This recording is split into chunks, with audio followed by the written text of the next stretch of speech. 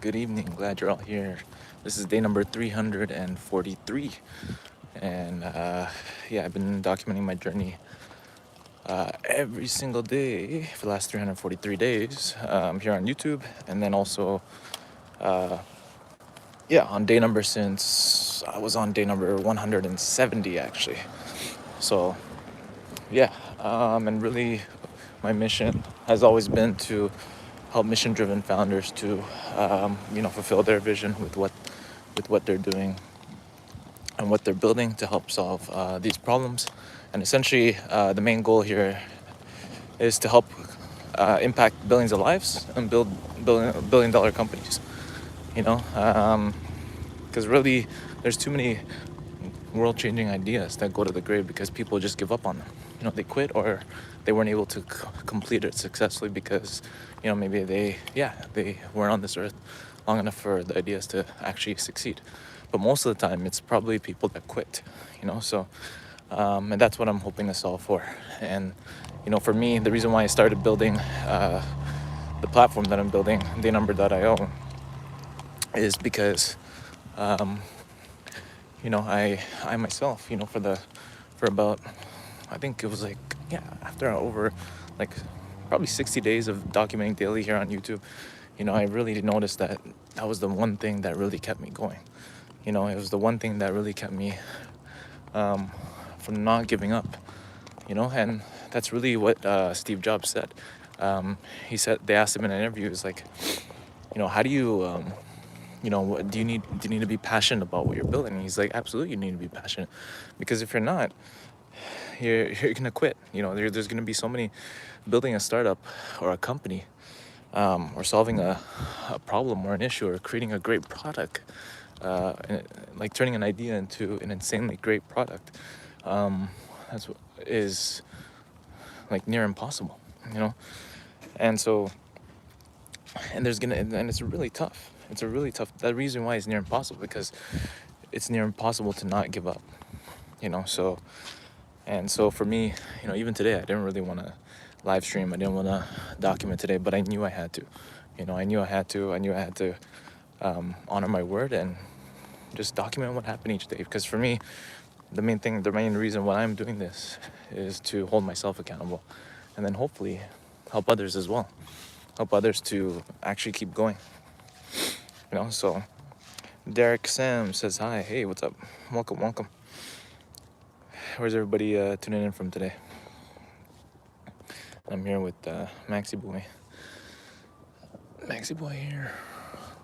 Still a little bit light out. Just taking my dog out for a walk. Late night walk. What are you guys up to today? Miko Banks, or what is it? Milo Banks? Milo Banks. Yeah, welcome. Yeah, I usually don't, Derek Sam's, octopus. Yeah, I usually don't, how many have you? 4, 6? I thought I heard octopus have like 8 or 9 brains or something like that. That's pretty crazy. I just learned about that recently. There was a movie that I seen on Netflix at when I visited my parents. And it was this lady who was she was like the cleaner at an aquarium. And there was an octopus that she had a really good relationship with, and they kind of gave that octopus like personality and stuff, and it would try to escape and everything like that. So it was interesting. Derek Sam says, "What you doing?"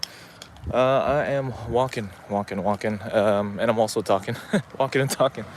But really, what I do every single day is I go live and I share about the journey, things that I've learned, and then I share a topic on it as well. So, yesterday. What happened yesterday? Yesterday mostly worked on a few things.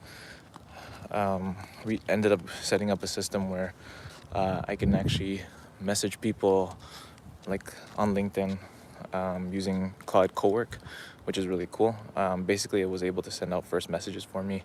I had to have my laptop on the whole time and controlled it remotely from my phone, so that was pretty cool. What you doing? Was it Finding Nemo 2? No. It was like some new Netflix, like real, like not like a Disney Pixar movie or anything like that. It was, it was like a a real life movie, not a real story maybe, but yeah. Come on, Max, go potty, doggy. Yeah, that's Max right there.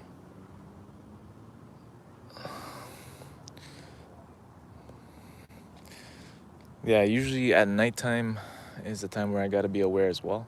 That's why I usually don't even stream. Like, I usually do these in the morning, just because it starts up the day and I figure out what to do.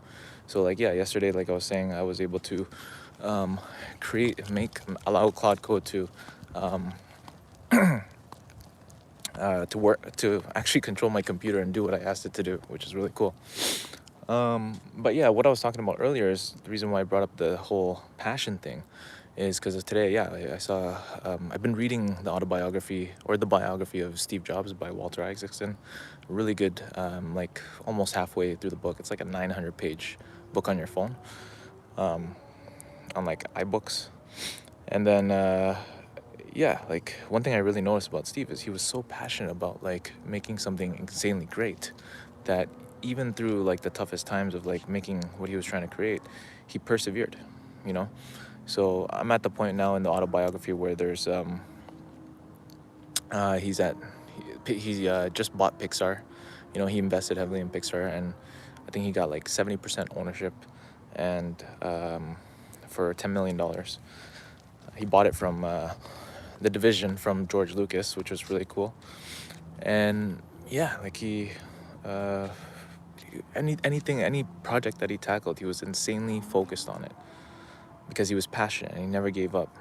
And so that's what you really need. If you're building a company or you're working on something or you're a problem, make sure that's why follow your highest excitement. It'll lead you to something, whatever purpose that you have on this earth or plan, you know, to really focus on and not give up on, you know. So I think, you know, if you look at even nature, everything is focused on one thing, you know. This tree here is focused on becoming all that it is, you know.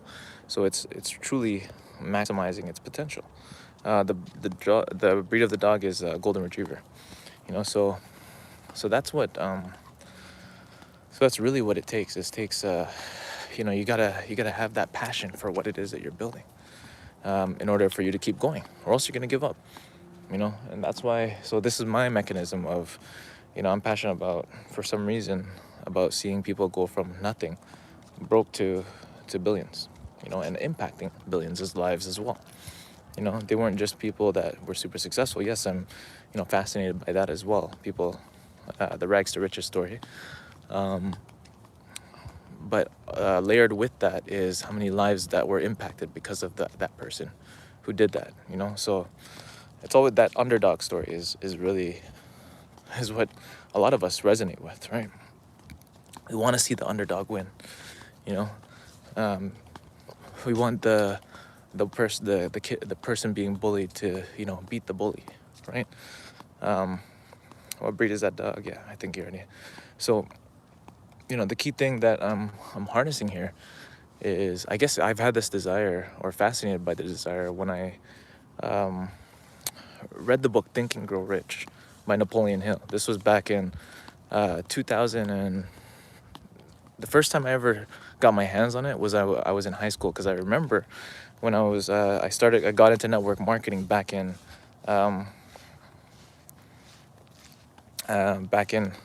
what is this?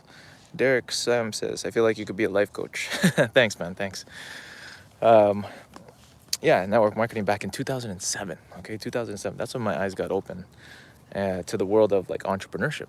And I thought, wow, like there's another world outside of the 9 to 5, right? There's another world outside of going to school, get good grades, go to college, all that kind of stuff. So I kind of like, it opened my mind up to another world. And then I remember having that book, Think and Grow Rich by Napoleon Hill, in my science class.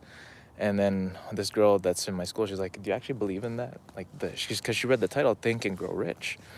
And so she's like, do you actually believe in that? I'm like, yeah, I do. You know, even though I didn't really read the book, and I couldn't really understand it, because it was written in the turn of the 20th century. It was actually written, it was released in 1930, I think in the 1930s, around that time frame. And yeah, he apparently, okay, now there's controversy about it, that he made up this whole story, that he actually interviewed 500 of the richest people at the turn of the 20th century. Okay, this is the time when Andrew Carnegie was the richest man in the world. And apparently, Andrew Carnegie asked if he would expose his network, open up his network, and introduce him to the richest people on a planet. And he said he wanted Napoleon Hill to interview the richest people and put together a success story book. So anyways, and when I heard that story about him, interviewing 500 of the richest people in the world and putting it together in a story, it made me think like, oh man, like, I wish I could imagine that was like put into like a website, a library of like documentaries of people who, like in today's time, like nowadays, imagine you were there seeing, like, videotaping those interviews, right? And so that was back in like 2012, and then now, funny enough, founders are logging their daily number on the platform that I built, and they're kind of documenting their own journey. But what inspired me about this was the passion that I had for it, because I really wanted to capture that underdog story, to inspire others, to inspire people to be like, you know what, if this person can do it, so can you, right? And I think also what got me to that point too is when I was in network marketing, now that I'm speaking about this, I saw people get recognized on stage, and the whole point of these events, when they were doing these events in network marketing, because they were selling the dream. They were selling the dream that, okay, look, you could live this kind of lifestyle if you just focus on becoming successful in this business. And the business was Amway Global, if you guys ever heard of it. And a lot of controversy behind MLMs and affiliate marketing and all that kind of stuff. But the key point here that I was trying to say is that in these meetings, they would always do, part of their meetings was recognizing people hitting certain levels, right? And that's, recognition is great for morality, like to feel recognized, to feel like they accomplished something, to motivate the team, right? And yeah, you want to appreciate the people that, really put in the work, because the people that are being recognized are, they wouldn't be there on that stage if it wasn't for the whole team behind that one person. Unless it's the earliest stages, and they just sold a bunch of stuff or whatever, like products and stuff, and they made money. So anyways, when I was there, I would see people go across stage and being recognized for, hitting platinum or silver. Or sometimes we'd go every quarter, every 3 months, we would go to like somewhere in the States, like Greenville, North Carolina, South Carolina, Ohio, we'd go to Chicago, to go to these conferences where there was like thousands of people. And then you'd see people going on stage that were making like $10,000 a month, $100,000 a month, $1 million a month. And one of the top earners, who was like kind of like the leader of the whole gang, the leader of the whole team there, probably making about $10 million a year, assume around that, $1 million a month. And the funniest guy, and I was inspired. I'm like, man, if these guys can do it, so can I. And what happens is you leave that weekend, or in that moment, by making a decision. And that was the whole point, because success is a decision away. When you decide that it's going to happen, that's it, period. There's nothing that's going to stop you. Then no matter what happens, no matter if you slip like that, you have a little fall, or you feel like giving up, right? It doesn't matter. Success is a decision away. You're going to push through because you put in your mind that it's going to happen. That's it, period. And that's why when people, entrepreneurs, any of these great people that, like Steve Jobs, or even let's just say the three entrepreneurs that I recently been reading the biographies of. Michael Dell was the first one a couple months ago. Bill Gates, now Steve Jobs. I'm halfway through the book almost. they made a decision in their mind of what it is that they were going to go after.